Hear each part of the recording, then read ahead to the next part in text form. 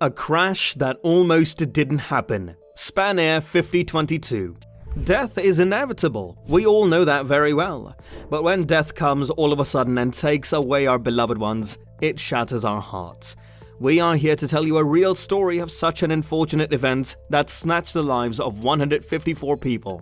This was one of the most tragic airline disasters in history, but the worst part is that it almost didn't happen.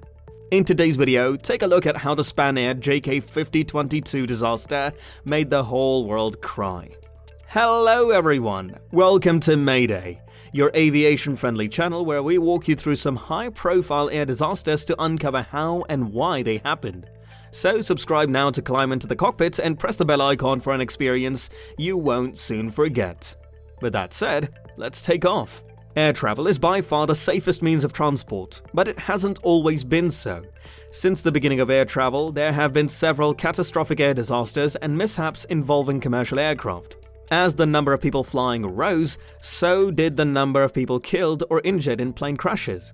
What's more, each accident ushered in new innovations and standardizations in aviation safety and technology, making it the safest means of transportation today. But crashes could not be stopped.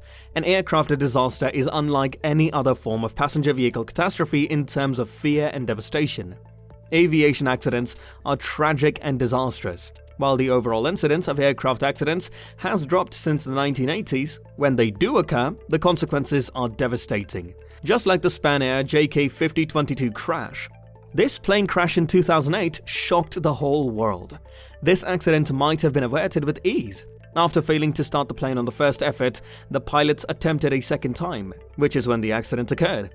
From the start, the flight was tumultuous. A takeoff attempt was aborted. The flight was more than an hour late. Passengers, many of them parents traveling with little children, were cranky and hot, ready to get started on their vacations in the attractive Canary Islands. Several people used their cell phones to contact family members and report the issues. Finally, they announced over the phone that the flight would take off. It made a final attempt. SPANAIR flight JK5022, however, lurched to the right and smashed into a tree-covered gully seconds after barreling down a new runway at Madrid's Barajas airport and began to lift off. Witnesses at the airport reported the fuselage split into two parts, perhaps more, and exploded into flames. This was the flight's second attempt at takeoff. The pilots had abandoned a departure 59 minutes earlier due to high temperatures in the RAM air temperature probe. Because icing was not predicted during the trip, the aircraft was allowed to fly with an inoperative RAT probe heater. The disaster happened at 14:24 local time on the second attempt when the pilot failed to deploy the flaps and slats as necessary for takeoff. Without these high-lift devices, the wings would not be able to create enough lift to keep the plane aloft. The plane was a McDonnell Douglas MD-82 with the registration number ECHFP. It was SPANAIR's first deadly accident in the company's 20-year existence, as well as the 14th fatal accident and 24th hull loss involving MD-80 series aircraft. It was the deadliest air catastrophe in the world in 2008, and the deadliest in Spain in 25 years. 6 individuals died on the way to the hospital, 1 died overnight, and 1 died 3 days later in the hospital, leaving only 18 damaged survivors. The rest of the passengers were spot dead. The plane, dubbed Sunbreeze and registered ECHFP, was delivered to Korean Air on November 18, 1993, and was later purchased by SPANAIR in July 1999. It had 172 persons on board when it took off, including 162 passengers, 4 deadheading crew members, and 6 flight crew members. The airplane is thought to have crashed due to mechanical failure, human error, or a mix of the two. Initial allegations that the MD-82's port engine caught fire as the jet hurtled down the runway appeared to be debunked by a video provided to authorities by the airport. The actual reason was something else. The flaps and slats of the SPANAIR MD-82 were not extended as the aircraft prepared to take off, but this was not noted during the pilot's usual pre-departure check, and the automatic onboard system did not warn the problem. According to Spain's Civil Aviation Accidents Commission, the report said, the aircraft had the standard procedures and checklists in force, which included the selection and confirmation of the correct configuration for takeoff. The pilots used these procedures as a reference, but for some reason, whether an interruption from the aircraft's first return to the terminal due to a mechanical problem, pressure due to time delays, or faults in the cabin crew's work methods, these were not strictly followed. It was also discovered that the alarm that should have notified them of the error did not function, but it's still a mystery why this warning system, known as TOWS or Takeoff Warning System, failed. To put it another way, the reason for death for 154 persons is still uncertain. However, the multifunctional failure of a relay, an electronic device that initiates a switch, was also blamed for the incident. And mechanics who checked the plane before the crash were accused of neglecting to check the components thoroughly. The relay device, it turned out, operated properly and provided electricity to the towers as it should, seemingly contradicting the defective results of earlier testing, which had led to the mechanics' charges for failing to properly inspect this device. On the day before the deadly accident, the aircraft had gone through the same problems, according to sources close to the probe. That means the relay may function and fail regularly.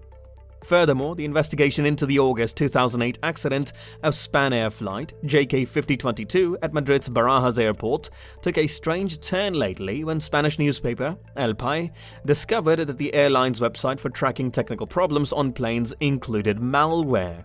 Later, ZDNet's Ed Bot writes that the virus affected a maintenance computer at the airline's headquarters and that the plane employs a takeoff warning system that predates aviation computerization and hence is immune to viruses. However, during the investigation, many reasons behind the crash came up, like the presence of an unauthorized individual in the cockpits, the apparent absence of oversight of ground staff technical training by airline management. But is this possible that these many reasons are actually responsible for the accident? Or there is something else? A passenger on an aircraft that had just landed moments before the incident said he witnessed the jet lift off momentarily before colliding with the earth on its left wing. The wing disintegrated, allowing the jet to come to a stop on its left side, rendering the emergency exits useless. According to him, another factor contributing to the death toll was that the plane had set fire to the hayfield where it had fallen, making it impossible for rescuers to reach. The overgrowth of vegetation, including numerous fully grown trees along the stream between runways 36L and 36R, delayed the fire and rescue response to this event. The stream, on the other hand, aided in reducing the severity of numerous survivors' burns. Aside from the seriousness of the fuel and airframe flames, the collision also sparked a dangerous wildfire. The fire department of the Barajas airport was the first to arrive at the scene of the accident. 25 firefighters, including the department's head, staffed 7 major crash tenders, 2 tankers, a structural fire engine, and command vehicles from the facility's 3 fire stations. The Madrid Municipal Fire Department dispatched 15 engines and 45 firemen, as well as pumpers and more than 25 firefighters than the Madrid Regional Fire Department. A total of 55 ambulances and rescue vehicles were dispatched, with municipal and regional medical emergency responders, civil defense officials, and private ambulance company workers on board. 2 helicopters were also dispatched, substantially assisting in communications from above as well as fighting the wildfires. The disaster was mainly caused by Captain Antonio Garcia Luna and First Officer Francisco Javier Muley, who were at the controls of the plane at the time of the collision. However, SPANAIR lost his fame and name after that incident. At best, SPANAIR might be classified as a low-cost airline that offered food and beverages for purchase during flights. It, however, unlike LCCs, provided a business-class option on many flights, which included complimentary beverages and a hot supper. SPANAIR had the opportunity to do things differently and maybe survive throughout its brief existence. Today, it is primarily recognized for the fatal 2008 Madrid disaster and nothing else. So, what do you think? The crash happened without human errors, or is there something else that had been buried inside the classified government files? Tell us in the comments. That wraps up our video for today. If you enjoyed it, give it a thumbs up and subscribe to the channel. Press the bell icon to never miss breathtaking aviation stories. See you soon. Until then, peace.